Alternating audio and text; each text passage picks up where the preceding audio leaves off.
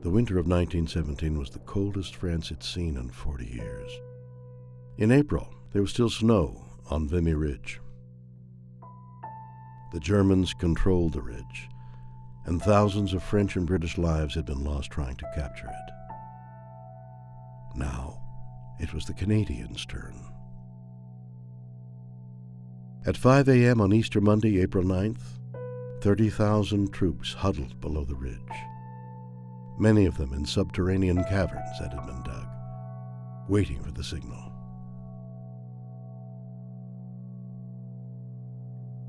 Zero hour was 5:30. The attack had been meticulously planned. Behind the lines, a replica of Vimy Ridge had been created, and the Canadians trained there until they knew the terrain as well as the Germans. They had detailed maps supplied by reconnaissance flights. If old Kaiser Bill only saw the preparations that had been made, wrote 21-year-old Lieutenant Claude Williams, he would throw up the sponge, I'm sure. Each of the 4 divisions had an objective indicated by a colored line. The black line was the enemy's forward defenses. The red line was the taking of Hill 145. The blue line included Hill 135, and the brown line was the German second line. The coordinated assaults were timed to the minute. At 5:30, more than 3,000 pieces of artillery roared. The first wave of 15,000 infantry stormed the ridge. The German machine guns were devastating, but the infantry pushed through to the front line trenches. By 6:15, the black line had been taken. Concealed by snow and smoke, the 1st Division advanced toward the red line. By 7 a.m., the German defenses had been cleared, although casualties were mounting. By 11 a.m., the blue line was in Canadian hands, and by 2 p.m., the brown line was secure. By the end of the following day, all that remained was the Pimple, the northern tip of the ridge, which was defended by Prussian guards.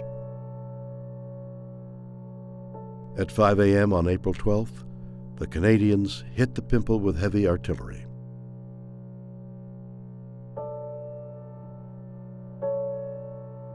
The 10th Brigade advanced and met with fierce hand-to-hand fighting.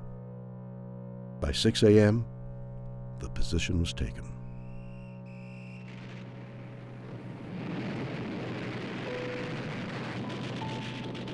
"I am King of the Pimple," declared Brigadier General Edward Hilliam. Vimy was taken. Though the costs were high, 10,602 casualties, 3,598 dead. But in 6 days, the Corps had advanced 5 kilometers, taken Vimy Ridge, taken 4,000 prisoners, killed many of the enemy, and captured its guns.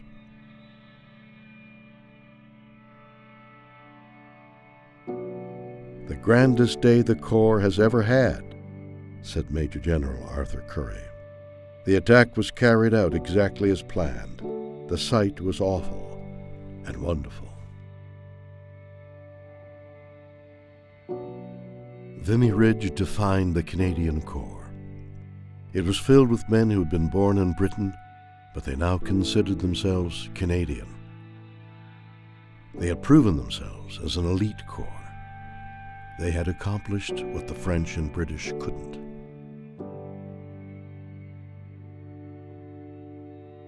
Gregory Clark, an infantry lieutenant, wrote, "As far as I could see south-north along the miles of the ridge, there were Canadians, and I experienced my first full sense of nationhood.